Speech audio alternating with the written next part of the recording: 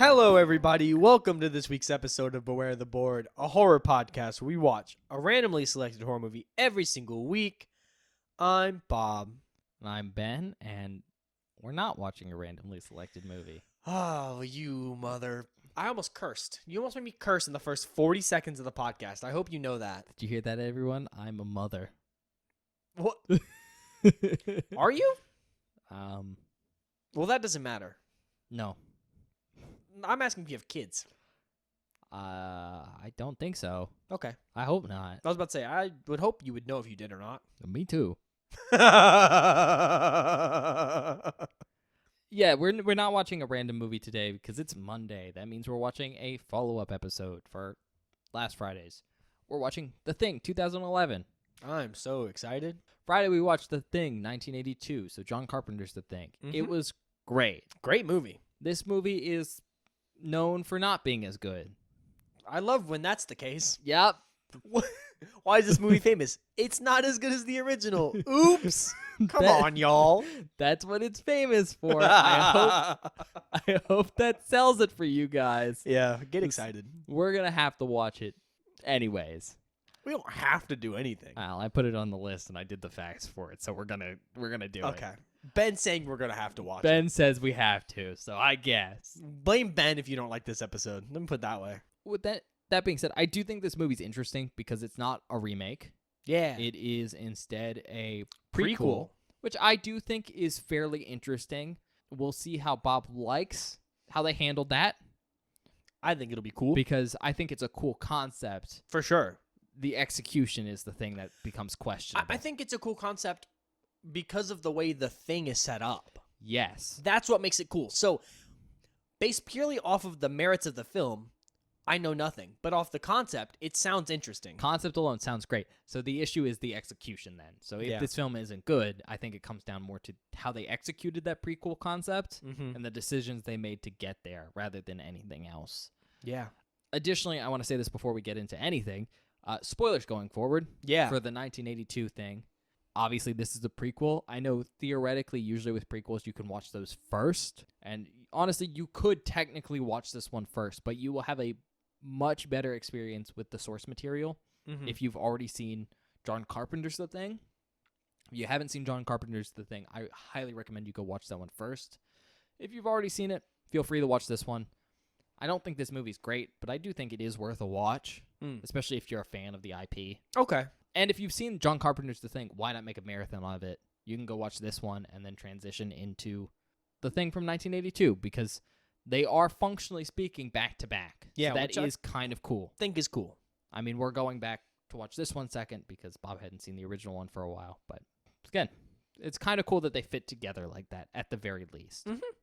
That being said, I will get into it if you're okay with that. Yeah, sure. All right. Like we said, this is The Thing from 2011. That's probably how we're going to be referring to it in this episode. If not, we'll probably specify John Carpenter's The Thing if we're talking about the other one, or Thing from Another World if we're talking about the one from 1951. So if we say The Thing, it's just this movie for the sake of this episode. Description.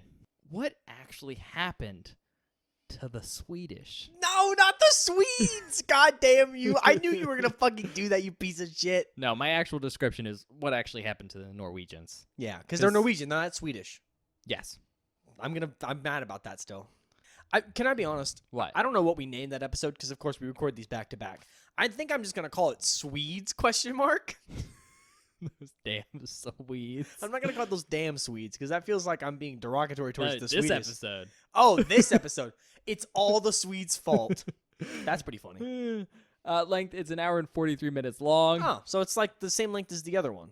6-minute difference. I know, but it doesn't necessarily need to be that long. Oh, great.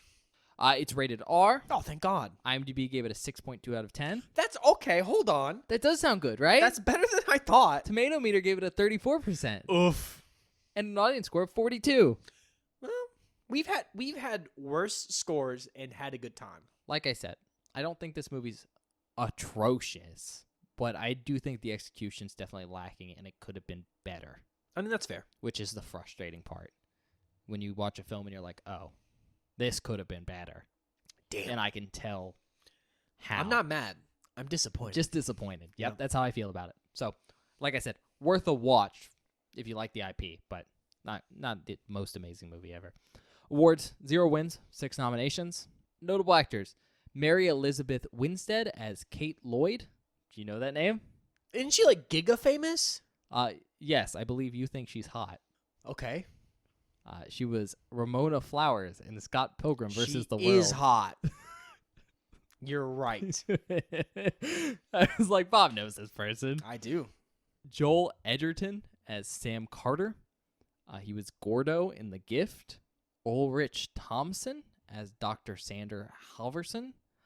He was Christian in The Celebration. Eric Christian Olsen as Adam Finch. He was Austin in Not Another Teen Movie, which has come up multiple times on this now. podcast. Yep. I believe that's the one that has Captain America in it, It does. It has Chris Evans in it. which is before he got famous, which is funny. Yeah, it is funny. Adwale Akinoye Agbage? I don't know. Some of these names I think are actually Norwegian. And That's I'm going to pretty struggle. As Derek Jameson, he was Killer Croc in Suicide Squad. Oh, I didn't see that. Wait, what's 2016 or the new one? 2016. I never saw it. It was okay. Really? There was some bad parts of that film, but the soundtrack was decent. I thought all the costuming was really good. Okay. Characters were okay. Really, there was just some really bad things in that film, That and kind then of some took it down. decent stuff. Hmm. For instance, the Joker, not great. Yeah. Harley Quinn in that film, Pretty great. pretty great. In fact, I would argue that the Harley Quinn in Suicide Squad is basically what's kicked off all the Harley Quinn stuff. Mm-hmm. Like the TV show. The TV show, Birds of Prey. Mm-hmm. Our Birds of Prey is really good. The current characterization of Harley Quinn is like an anti-hero. I'm Mhm. pretty sure is mostly kicked off by Suicide Squad. That's cool. Like I said, some good stuff from that movie, some bad stuff. And it ended up being mediocre, I think. This guy was also Xavier from Rapunzel's Tangled Adventures. He was on 7 episodes from 2017 to 2019. Is that a Disney Plus Rapunzel show? Is that what it sounds like? No, I think it was on regular Disney. Oh, But okay. it is a Rapunzel show. We just talked about it in the last episode because Bruce Campbell, Oh, acted in it, yes. remember? Yes, we did. I which, forgot again, about that. so funny. It is pretty funny. Paul Bronstein as Griggs. He was Ryan in Jigsaw. I haven't seen it. I know you haven't. We haven't seen that whole franchise. Yeah, I know. We have to watch it at some point. Trond Espen Seim as Edvard Volner. He was Varg Vom and Varg Vom Bitre Blomster. I think I pronounced that right. I hope so. Again, I think it's a Norwegian like crime detective series that's really famous. That's cool. And he's the main character of like all the movies. I thought that was cool. That is cool. Kim Bubbs as Juliet. She was Eliza Kassan in Deus Ex franchise. You know, the whole franchise. Mm-hmm. The video game one. Deus Yeah, Ex. yeah. Deus Ex. Yeah. I've never played any of those games, but I've seen clips. They look fun. I haven't either. That's weird that neither of us have touched those. Weird, right? But I think she's one of the more important characters because she's in like, it looks like most, if not all of them. That's cool. Jorgen Langhilly as Lars. He was Anders in I Am Dinah. Christopher Hivje as Jonas. He was Tormund Giantsbane from Game of Thrones. He's I've on never seen Game of Thrones. 33 episodes between 2013 and 2019. He was also Olaf. From Frozen? No, from Cocaine Bear. Oh, from Cocaine Bear. I thought that's actually something relevant to me. I know who that know. is. That movie sucks. Do you actually know who that is, or have Yeah, you blocked no. out that whole No, movie? he's the guy from the beginning who dies in the first, 10 minutes. Is it? Yeah, his name's Olaf. I didn't know. I blocked out. Because most remember, of the that. two hikers are from, a random Scandinavian country. Oh, those hikers. Yeah. I thought you were referring to the guy who jumps out of a plane. No, not him. That guy. I was like, we didn't know his name. No, yeah. He's one of those guys. Well, there you go. That movie sucks. It does suck. It was bad. Don't Yeah. watch it. Don't watch it. Do not recommend. Watch this film. I'm pretty instead. sure it won worst movie of the year last year. It did. Which is crazy because It we watched some sucks. bad movies last year. It wasn't that it was bad. It was just boring. It was boring and stupid. And we hated it. Jane Gunnar Royce as Olav. He was Jan Peter Chap Eriksson in Order of Disappearance. Stig Henrik Hoff as Peter. He was Feldwebel Wolfgang Strunk in Into the White. I thought you were going to say Into the Woods, and I was like, I don't recognize that name. You made the joke this time. It wasn't a joke. I was like, Joe Adrian Havind as Henrik. He was a journalist in Kon-Tiki. Karsten Bjornlund as Carl. He was Frederick Gronegard from The Legacy. He was on 26 episodes between 2014 and 2017. Jonathan Lloyd Walker. And then he's playing Colin in this film. He was Louis Dobler and Shooter. Ole Martin on Nielsen as Matthias. He was a PST operative from Furia on one episode in 2023. And then finally, Michael Brown as Hank. He was a huge player in Four Brothers. Can I be honest? Yes. You know, I know what the setup for The Thing from 1982 is. A lot of American names, considering this is a Norwegian base. Oh, there is a lot of American names, considering this is a Norwegian And base. I'm kind of mad about it I already. wonder how they've justified that. I'm sure they don't. Hmm, It's going to piss me off. interesting. I wonder if that'll piss you off. I'm already mad, I think. It's going to piss you off. I know it will. Great. Just a little aside here. We got dinner before doing this episode. Between the last episode and this one. We sat down to dinner and Bob turns to me and he goes, if they're not speaking Norwegian through this whole film, I'm going to be pissed off. And I know they're not going to. Bob's going to be pissed off. At least let the last two dudes speak only Norwegian. Maybe. Please. Directors, oh, this name's so hard. Matthijs van Heijeningen Jr. Oh, Junior. Junior, I got the that second one. one. He also directed The Forgotten Battle. And then the writers are Eric Heiserer. He also wrote Arrival. Oh, I've Good heard that film. movie's good. And Bird Box. I've heard that is also good. Also decent film. So, decent writer. That's kind of crazy, actually. I know. Although he did both of those after this. True. Budget estimated at $38 million. God damn. With the box office turnout of 31.5. Ooh. That sucks. Yeah. Country of origin, it looks like it's a mix of United States and Canada. Makes sense. Yep. Also known as The Thing, The Beginning, which was the working title. And That I sucks. prefer that one. Really? Yeah.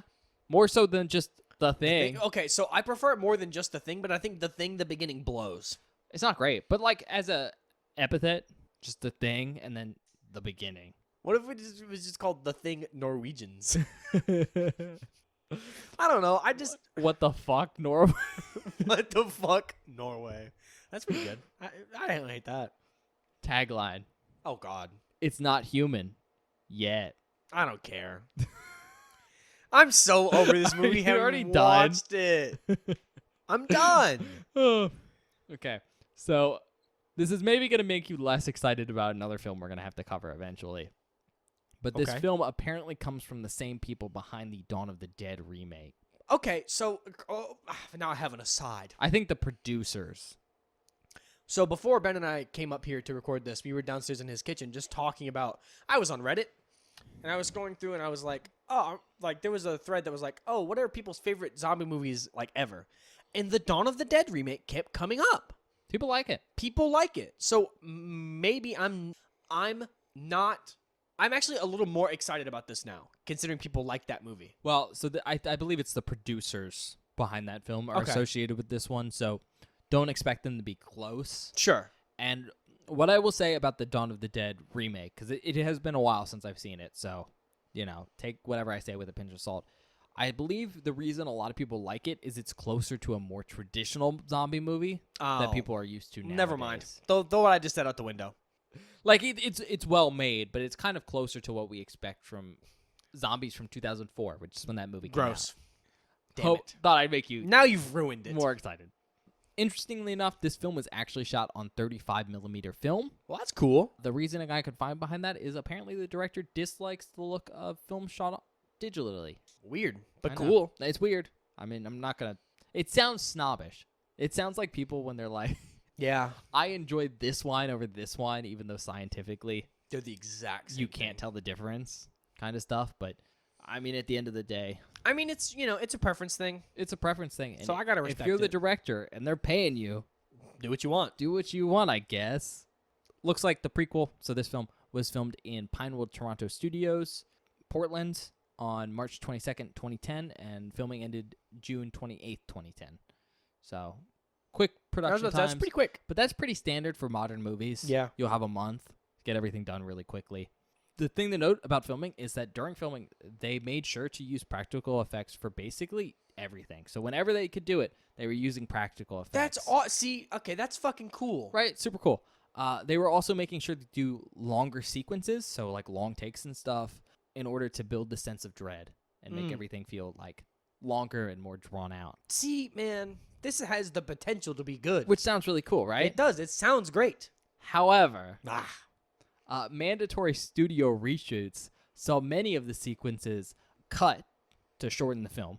Apparently, most of these were like character building moments. So, the most important part of the movie? well, in a film where you don't know who's your friend and who's your enemy, Yeah. cut. What the fuck? And the practical effects were also replaced with CGI. No way. Are you fucking because kidding me? They said that the practical effects made the film look dated and like an 80s movie. That's a good thing. That's a great So, thing. They did all this pre-work. They made long shots. They used practical effects whenever possible, and then they cut it all. And replaced it with CGI. Yes. Do we even have to watch the movie, Ben? Can we just essentially- rate it now and get it over Essentially, with? my understanding is that the copy of the film we are currently given is essentially cobbled together at the last minute. Like, they did mandatory studio reshoots, like, straight up last minute. God damn. Like, they were done with production, and the studio went... Essentially, I think they did a test screening, and they were like, okay, we're going to reshoot all this. We're going to cut all this stuff and CGI everything. That's fucking stupid. Apparently, you can see all the practical effects they had in the movie on the Blu-ray. Ooh. Not in the film, Oh. but like in the special features. Ah. So we can go look at those if you want. No, because then it'll make me more mad. Because you'll be more mad. I'll be more mad. However, silver lining here, all the practical effects were done by Alec Gillis and Tom Woodruff Jr. of Amalgamated Dynamics. They're very famous for being a amazing practical effects studio. I'm really glad that they scrapped all that and made it CGI. And, they did all their practical effects for this film. Motherfucker. They were really, really proud of it. And as you would guess, were really annoyed when all their work got cut and legitimately just covered up with CGI. God damn it. The framework is still there. They just completely covered everything with CGI.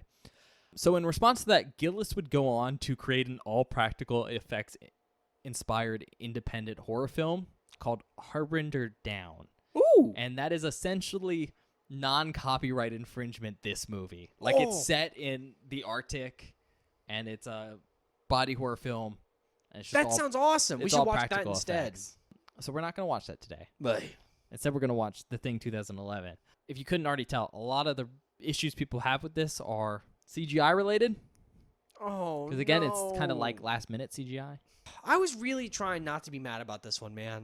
So that, combined with that whole, you heard a lot of English actors. That is gonna piss me off So it all comes because together. it feels disrespectful. Yeah, but can you tell what I meant earlier when I was like, it feels like how they handled it is the issue? Yeah. Like, I look at this film, and just from that information alone, and you'll see when we watch it, where I'm like, oh, this could have been really good. Yeah. When you started that, I went, how is this possibly bad? Like, how is this? It's all practical. They made longer shots to, like, make the sense of dread work. Like, okay, yeah, sure, there are people that are speaking English. Maybe some of the Norwegians know English. Like, that's probably common in their country. I don't know. People can learn it. That's fine. But then they just went, nah, fuck all that, and threw it out the window? Come on. You guys are assholes. Yeah, so, I guess we're going to go watch it. Yeah, I fucking guess we are. Fuck. See you in a bit. Yeah, see you in a minute.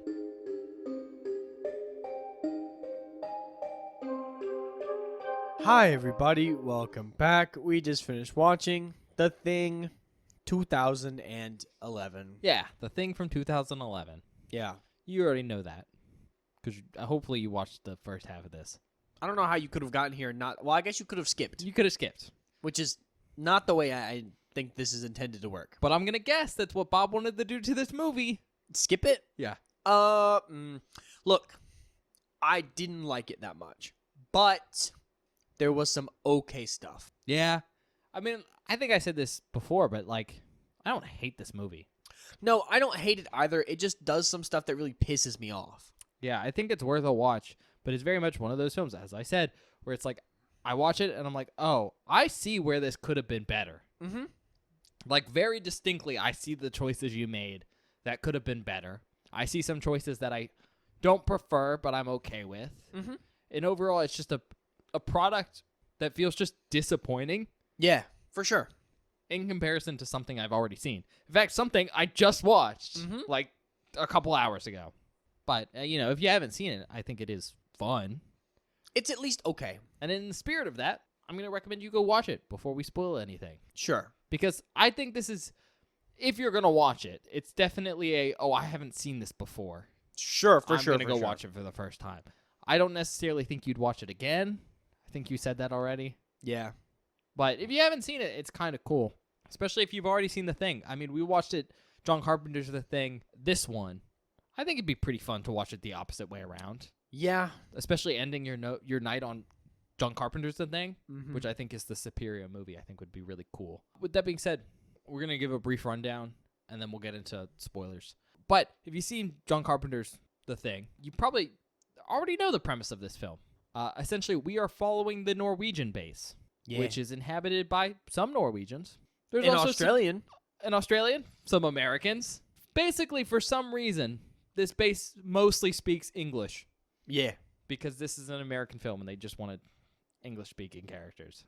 Except for one guy. Except for one guy. His name's Lars. He only speaks Norwegian. He only speaks Norwegian, and he's the best character in this goddamn film. He is. He is by far my favorite character. But they find a spaceship in the ice and a quote-unquote survivor from the crash. Technically, it survived the crash, but then it got frozen in the ice.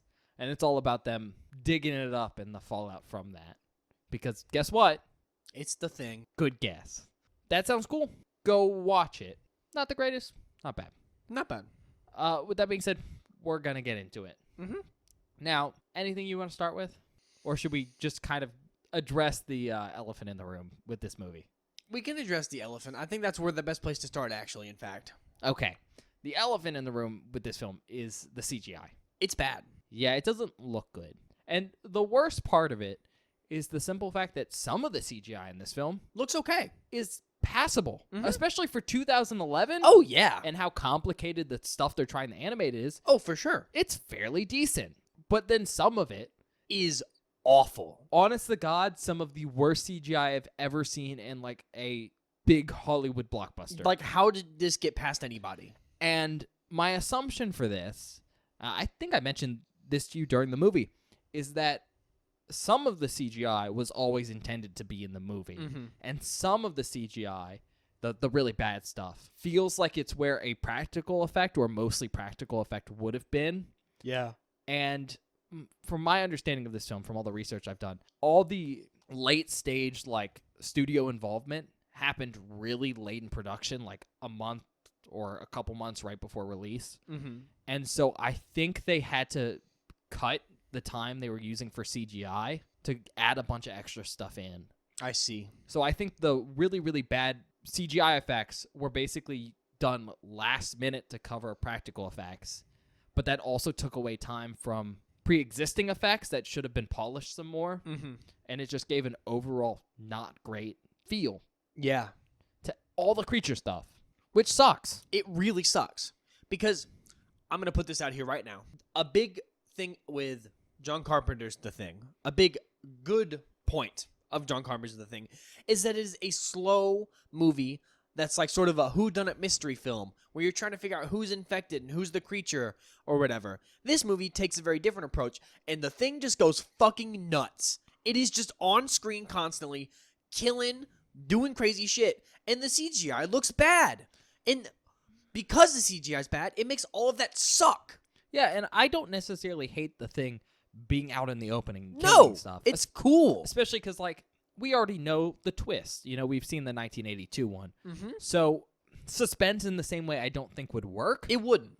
And so I perfectly accept The Thing acting differently. It feels a little bit weird, It does. and we might get into that later. But I accept that. And it's really cool to see it doing all these new cool, like, body horror stuff. But like Bob said, it just doesn't look good. Yeah. And I think the worst part of this for me, and this is my read on the situation, is at the end of the day, this creature is just super out there. Mm-hmm. You know, it is, again, we get really into it in this movie. They show a lot, but it's it is more alien than it ever was in John Carpenter's film. Oh, yeah. And the downside of that is that it feels less realistic and less grounded. And I personally think the CGI acts as a detriment to that, because the practical effects, if they used them here, would have made that more alien appearance feel more believable. Yeah, for sure. But irregardless of how good the CGI is, I feel like it just makes something that's already super alien feel less believable than practical effects would have. Yeah, for sure. And I think that is another big issue with how much of the Thing we get to see. Outside of that, Bob mentioned the Thing goes ham the whole movie. The Thing is just going crazy. And again, I get it for, okay, we know what the Thing is. Let's show it this time. Because that isn't a lot of stuff we get to see in the original film. But I will say it doesn't make sense how it's acting. No. A lot of the times it reveals itself. For no reason. For no reason except to be cool. Yeah, and that feels like it's breaking the rules that we've established in the universe for the Thing. Like, it feels like it's working against its own goals, which is stupid. And you know what? I could have accepted that if they did that constantly throughout the whole movie. Yeah. But one of the last Thing reveals in the whole film, the Thing never reveals itself even while it's dying. Yeah. Which is insane. Insane, because then it leads me to believe the Thing that the movie wants us to think is an alien. Isn't. Which means they just died for no reason.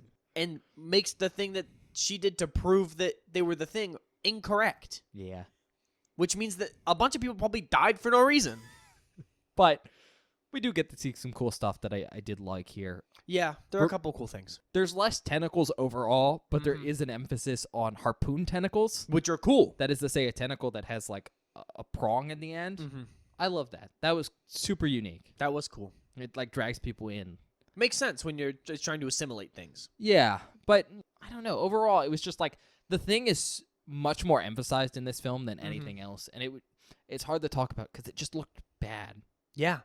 Like, for all the cool stuff they did with like cool creature designs and stuff, it's hard for me to be like, oh, that was great, because it just didn't look good. And it's not even the fact that it was CGI; it was that it was bad CGI. That's the problem. Even the CGI at this movie, when it was at its best, was okay. Yeah. No. Yeah. That's the huge takeaway for me. Is it's a much more action-forward film with focus on the creature, and because the creature looks bad, the action is bad. And there was JPEG helicopter. JPEG helicopter. Oh, and pixels. And pixels. All right. We haven't talked about pixels. I think we've talked enough about the bad CGI. I don't want this to be the whole episode, so we should talk about I don't either. Some other stuff. It's the biggest complaint I have. But that was most of the movie. Oh, you know what we can talk about if we're complaining still. What? This movie's set in 1982. Does not look like 1982. Feels like 2011. I in their defense, they don't show anything explicitly where I'm like, okay, that is not supposed to be in the 80s. But I don't know. It's something about how the people behave, how they talk, how it's lit. Yep. And like all the equipment and stuff. Everything just feels, I would say maybe 2011. Bob said what, early 2000s? Yeah, I was thinking at least like 2004 or something. It just feels fairly modern. It feels too modern for a film set in 1982. Not to mention, and I cannot emphasize this enough, one of the things this film did is it has the Norwegian base have a mix of different nationalities on it, which to me feels like a more modern thing than it would have been in the 80s. Because I know, at least back in the day, especially during the Cold War, Arctic research bases would have been probably mostly military setups, or at least funded by the government. Yeah. And there's no way you would have had someone from another country. Multiple people from another country. There. Additionally, and this might be a small gripe, there's like women on the research base, which that doesn't really matter in the grand scheme of things. But I don't know if they do that in the 80s. I don't know, actually. Because the one in John Carpenter's is all men. I just don't know if if that would have been a restriction they'd have. I don't know. Especially if it's a military base in the 80s. I don't know Literally about no the clue. Norwegian military. I don't either, for real. But it was just one of the things that stuck out to me as, oh, this feels very modern. No, yeah. And I'm going to keep complaining. That's what I'm going to keep doing. That's all this episode's going to be. Another thing that I really just like, it kind of made me mad, and it's something that we talked about during the film. You know, coming in, we said that, we talked about this in the pre-movie, section. This is a prequel. We know how it's going to end up, right? Like, we're aware of how this is going to end. We know where we're going. I hate that basically it felt like to me this film, all it does was rehash a lot of the plot points of The Thing, John Carpenter's The Thing, without adding anything new or interesting enough to make it worth watching, in my opinion. Like, I'm sitting here going, okay, we're going through the same plot points. We're hitting the same beats of they discover that the Thing can assimilate people, right? They figure out that it doesn't like fire, so they start using that against it. They, come up with an idea on how to test for people. The testing thing gets destroyed in the same way it does in The Thing, John Carpenter's The Thing. It's like, and then they find a way to get around that, so then they're actually able to figure out if people are the Thing or not. It feels very much beat for beat the same movie, but worse in a lot of ways, and that sucks because it feels like there's no reason to watch this film in a lot of ways, for me at least. Yeah. Like, it feels too repetitive for me to want to sit down and watch it.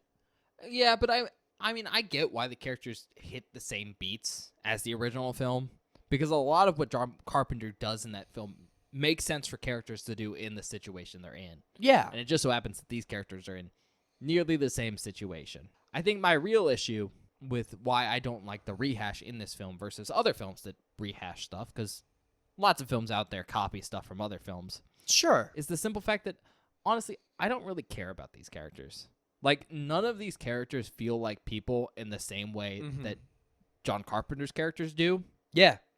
They don't have personality. They don't have personalities. I hardly know anyone's names, except when they cry their name when they're dying. But more importantly than that, and I think this is probably my biggest issue with this film, is while this film is more action-heavy, for me at least, there's never any question about who the Thing is. No. I almost always know who it is. Yeah. Because about 10 seconds into any encounter, the person that is the Thing freaks out and starts killing people. Or it's super heavily implied it's someone. And so there's never this feeling of like, okay, who am I watching is already dead. And so it means that, yeah, we're seeing these rehashed moments, but there's no tension that would have carried those moments in the original 1982 The Thing. And I think it makes them less impactful. Because I think this film could have rehashed stuff and it could have been interesting. Like, they have a whole testing sequence, but it's not interesting because I don't care. There's not really any tension. The coolest thing about the testing sequence is that it's a new way to test that they didn't use in the original film. Yes, and I will mention this now, that's probably one of my favorite things about this movie. No, me too. It's cool. It takes a concept that's fairly well explored, the Thing, the creature, and it adds something new to how it works that I think makes a lot of sense. It makes a lot of sense and adds reality and grounds the creature a little bit. If you're wondering, the idea is that the Thing cannot replicate metals. It can only replicate organic compounds. So when it assimilates someone, for what I think this is kind of the plot hole here, it has to get rid of the metal that's in the body it's assimilating instead of putting it back in the same place. Logistically speaking, I don't know if that's the case, because it's implied it just like replaces stuff instead of like eating a whole body and spitting out a new one. That's my gripe. But it does create this cool idea of like if someone has a like metal pins in their arm or something, or the big one they emphasize in this film is metal fillings. Yep. Replicate of you would not have that. And so that's a cool way to figure out if something's the Thing. Or a fun one is if like you have piercings or something like that. It can't replicate that stuff because it's not organic material. And I thought that was super cool because I think it works with the universe. It's a new addition. It keeps them from identically rehashing a sequence. If they had rehashed the exact same way to tell someone's the Thing, I would have lost my shit. But more importantly, it's cool because it leaves some ambiguity that the initial test of like blood test doesn't. Yeah. Because it's like, oh yeah, I just don't have any cavities. Like, I just don't have any fillings. That's it. I love that. I think that was cool. Super cool. And I just wish more of the film was that. I wish we would have gotten more exploration mystery stuff. Just not even that, just more like at least slight tweaks on the formula. Yeah. That's my big complaint is it doesn't feel different enough, right? Like it's the same problem that I have with remakes a lot of the times is it's too scene for scene, it feels like, and it does not have the heart and uniqueness that it needs. It just doesn't feel like there's enough justification for this to exist. Yeah, exactly. I think is what you're saying. And again, to give it the benefit of the doubt here, like I said earlier at the beginning of this review, there was some pretty heavy studio involvement. Yeah. Everything I've found has basically said the film we have right now is cobbled together from like Feels like it. last minute stuff, and it does feel like that. But my understanding is they cut a lot of the characterization stuff, which I think would have made all of this a lot more interesting. Yeah. Because we've already mentioned it. Lars is my favorite character. Yeah, He's same. also Bob's favorite character, and that's because even though he only speaks Norwegian the whole film, we get subtitles for what he's saying. Yeah. Which is great. Fantastic. But it feels like he has the most characterization. Yeah. And I think that's why he's my favorite character. He feels like the most like a person. Because he feels unique. Mm-hmm. And I think if the other characters got that, maybe from scenes that were cut, I think this whole film would have felt better. I mean, that's fair. A lot of my gripes with this film are that it doesn't live up to the original. It was never going to. It was never and Which that's is- sort of my issue. That's right? why they did a prequel instead of a remake. Sure. I just the bar is up here, and I don't know how much I can hold this movie to the bar. You know what I mean? No, that is completely fair. So I'm just in a really, really awkward spot where like I don't hate it. There's a lot of stuff that I have problems with, but my standards are probably set way too high because the original is so good. Yeah, and that is always the comparison you're gonna have. But I mean, they did make some stuff work. I mean, I'm not sure if we mentioned it, but I know you said to me that you didn't hate the justification for everyone not speaking Norwegian. No, I don't hate it because it makes sense. Because like They in a called lot in some Americans to look at this alien. yeah, and in a lot of European countries, people are bilingual anyway. Yeah. So like all these Norwegian people speaking English makes sense. Although the only thing I hated there is that everyone spoke English for the rest of the film except Lars. Well, I even said it during the movie. Like I like the fact that if two characters who speak Norwegian are together, they speak Norwegian. They don't speak English. They only speak English around the American characters. I guess, but then it was just after the American characters were introduced, no one felt like they were actually Norwegian anymore.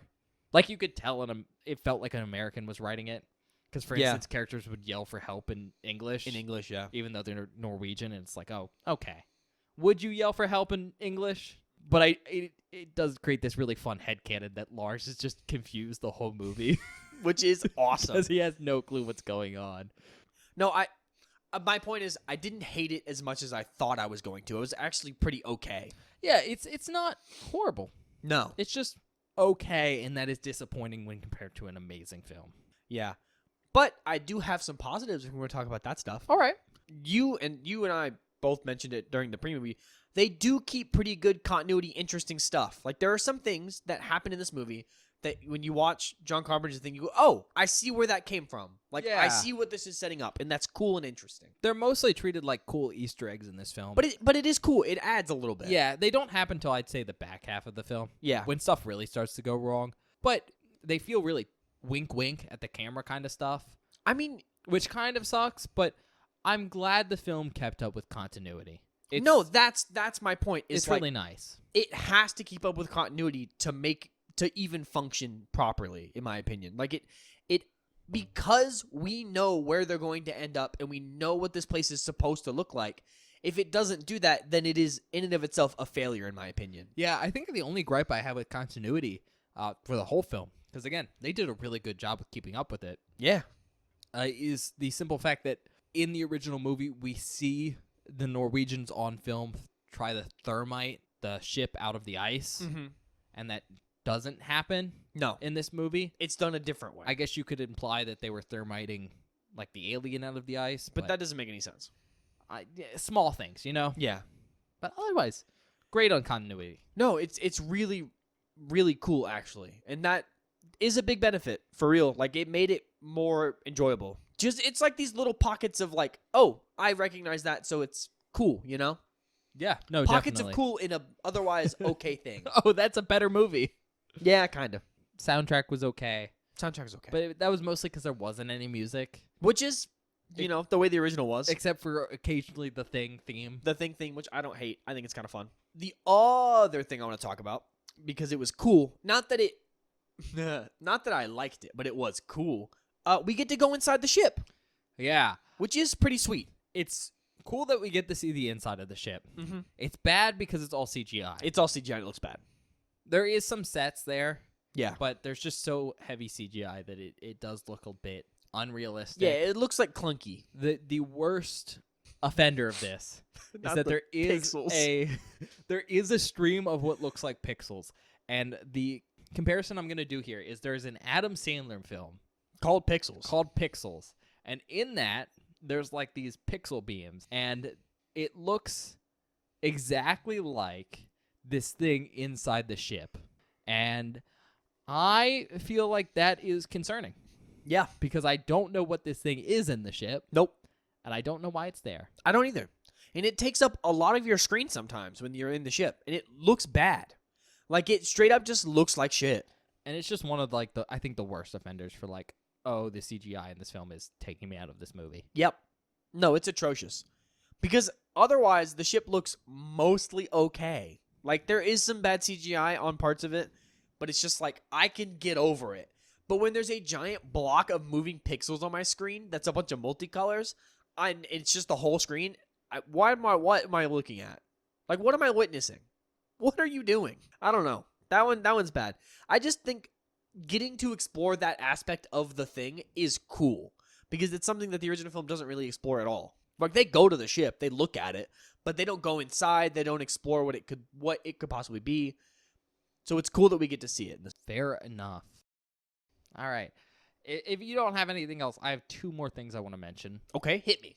First of all, one of the things that I really liked about the original film, you know, the one from 1982, not the 1951 one, is that John Carpenter's The Thing really makes it clear that there's no main character. Like, MacReady is the focus, but at points in time, it's left up to chance whether or not he's infected. Yeah, for And sure. that's how all the characters are treated. This film, however, very clearly has a main character. Yes. And it does fall into the camp of, okay, this film was very heavily inspired by Alien, Mm-hmm. because the main character is very obviously a Ripley villain. That's not a bad thing. No, In fact, I think she does a decent job. she's not bad. But I don't think that has a place in this movie. No, I don't think so either. The real big benefit of The Thing is how nihilistic it is. Mm-hmm. And unfortunately, by having a main character and by having it be like very much a take charge, kick ass kind of character, you end up with a scenario where your main character may or may not live.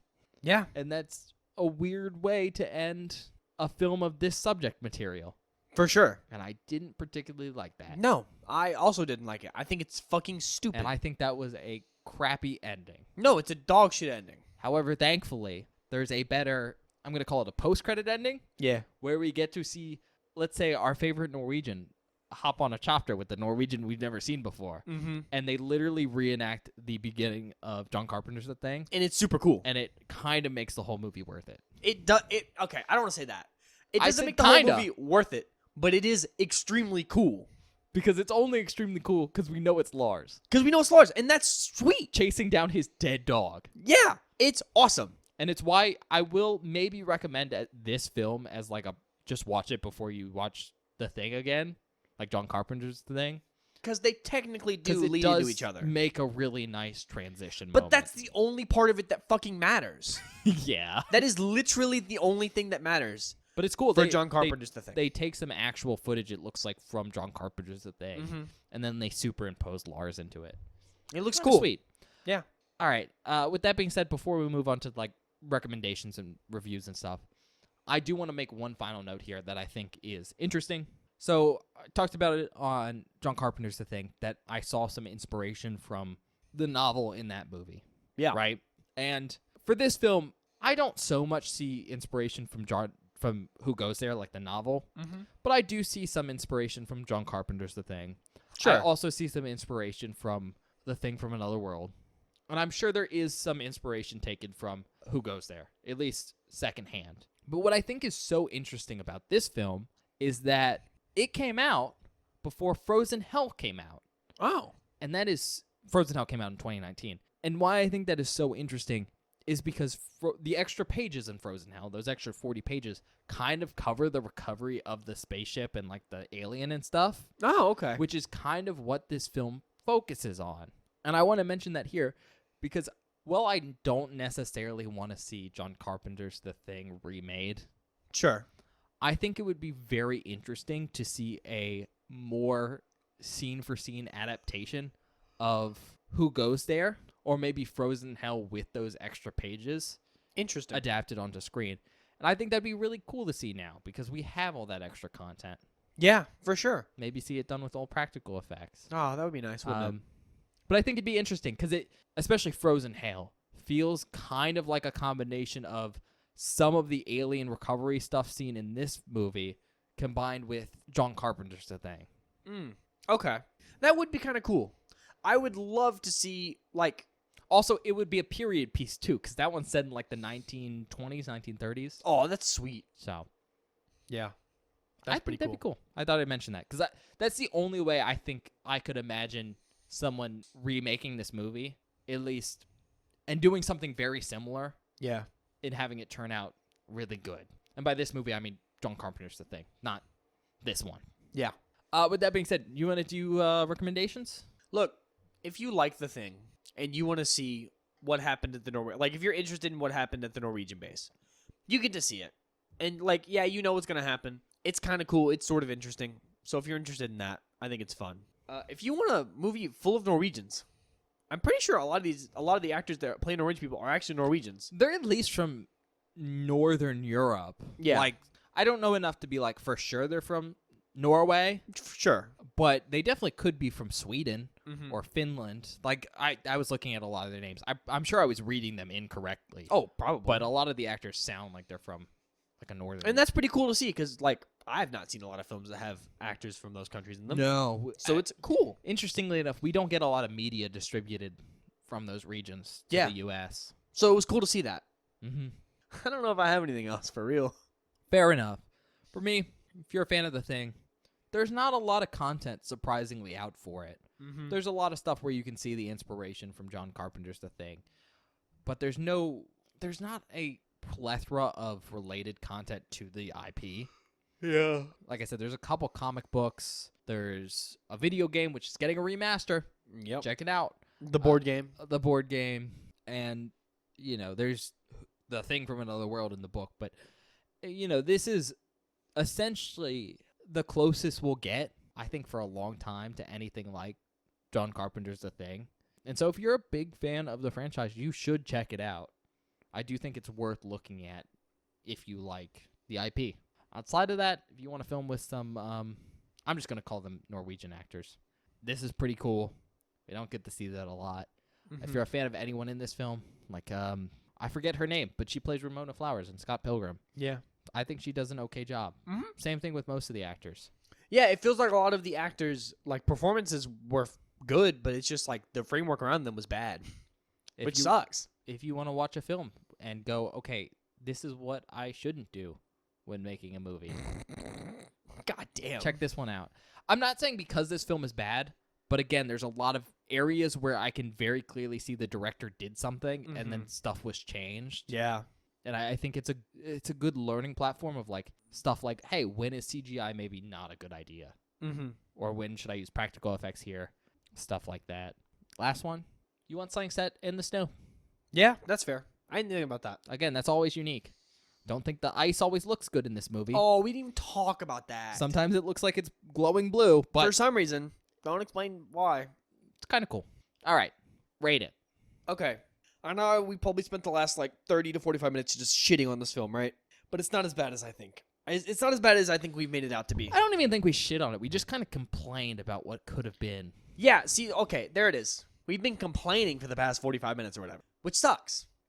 Because overall, I think it is not a 3. I will not give it a 3. No. Because it does not deserve a 3. There was too many mess-ups. Too many things that are just objectively bad. Too many right? goofs. But I don't think that it deserves, a 2, right? I don't think it's as bad as something like Ringu just makes me... Not Ringu. The Ring just makes me mad, right?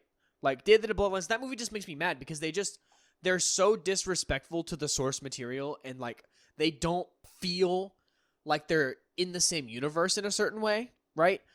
While something like this, while it does do some stuff that pisses me off and I don't like it, there are things in it that I have to respect. where it's like, okay, they're keeping continuity. They're coming up with interesting ways to make it work with the universe. So I'm going to give it a 2.5. Okay. I think that's completely fair. I'm going to go a little bit different. Okay. Give it a 5. No fucking way. Fuck you. Fuck you. There's no fucking way. Can you imagine? I can't imagine. I would be fucking furious. No, I'm going to give it a 2 because I think you're on the right track here, where this film, I think, is definitely respectful to the original. I can at the very least tell that the people who made this film like John Carpenter's The Thing. Mm-hmm. You know? In fact, I think I read somewhere that they decided not to remake John Carpenter's The Thing because they were like, there's no way we can top that. No, there's no way. But I don't think I can give it a 2.5 because outside of some of the issues I have with, production stuff, looking at you, CGI, 'cause you got to do a lot to be that bad. Oh, yeah. I didn't like all the, plot choices that this film made. That's fair. Like Bob said, it rehashes stuff a lot. A lot of the characters seem flat. But then there's some really intrinsic decisions that I just didn't agree with. Like, again, this film feels like it has a main character, which I don't really feel fits the nihilistic tone this movie should have had. No, for sure. Or the Thing just acts Buck stupid wild for no reason. Basically, the first reveal of a person transforming from a person into the Thing makes no sense because the Thing could have just stayed as that person and got away with it. Point being, there's a lot of issues here. Some of them I think are from studio involvement and some late in the game rewrites, but some of them I do think were intrinsic. And for how faithful this feels as a prequel, it also feels just bad. Yeah. And I don't think I can give it a 2.5. That's fair. I get it. I almost gave it a 2, but then I went, well, no, I didn't hate everything. No, and I don't hate everything either. And again, I think this movie is fairly mediocre. And if it wasn't related to John Carpenter's The Thing, I think I maybe could have given it a 3. Maybe. But because it is essentially standing on the back of something else, I can't go higher. That's fair. With that being said, though, I guess we'll go to the outtakes now. Yeah. I think it's going to be a lot of me moaning and groaning. That's pretty funny. So, we'll see you guys in a minute.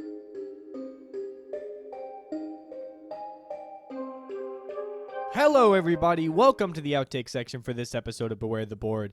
I hope you're enjoying our review of The Thing from 2011 so far. I'm not a huge fan of this movie, even though there are some cool elements. But without further ado, let's get into the outtakes. This first clip is our reaction to the first time we see really bad CGI during the movie. Doesn't it look great?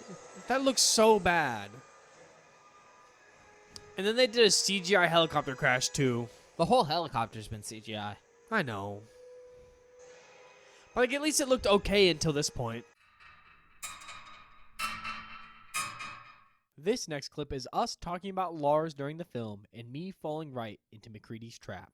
I love the idea that he has no clue what's happening. He doesn't. No, he definitely does. But I like the idea that the second the Americans got here, very clearly all the Norwegians just started talking in English. And then Lars was like, what is happening now? No one's talking to me. Like, people are even screaming for help in English. What do I do? But he gets it. He gets it. He's like, what's this fuck from Journey to the Center of the Earth? Who I think is also Norwegian. Or it might be Swedish. I actually don't remember. This next clip is our reaction to some of the cool continuity stuff that relates to John Carpenter's The Thing. Oh, that's actually... No. Okay. That's cool, though. It looks like shit, but that's a cool one. Well, because that's the thing that they find found. That's burned in the original See, I told film. you that's cool. Like, the continuity stuff, That's cool. that's what this film has the advantage of doing. Kind of the explanations behind stuff like that. Just the CGI kind of takes away from it. This next clip is Ben and I being completely over this fucking movie. Why- God, I wish I cared. Why is it making... This monster is dumb. Ooh, slow-mo. Yeah. That's what I thought this movie was missing.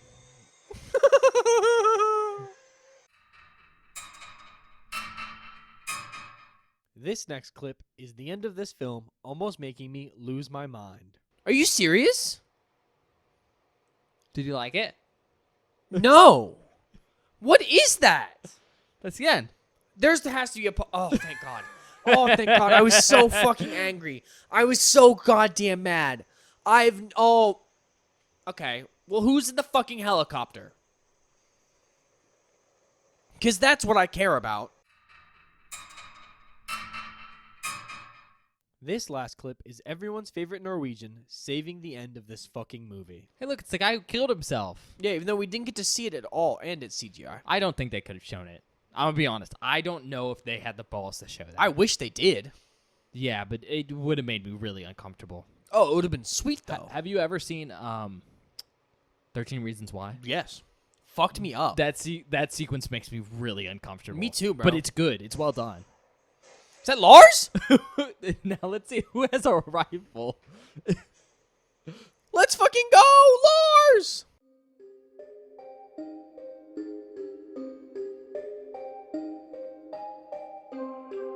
Hi, everybody. Welcome back. I hope you enjoyed the outtakes. Do we have any announcements, Ben? Nah. Check out our episode next week. You mean this week? Yeah. Check out our episode on Friday. Hopefully it's just a single-parter. Hopefully. Could we get a 6-parter? I don't know. Bob will find out. I'll explode. I couldn't imagine you we're watching 6 movies in one go. We watched 2 today, and I'm exhausted.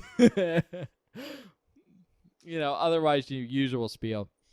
Check us out wherever you get your podcasts, Spotify, Apple Podcast, other places.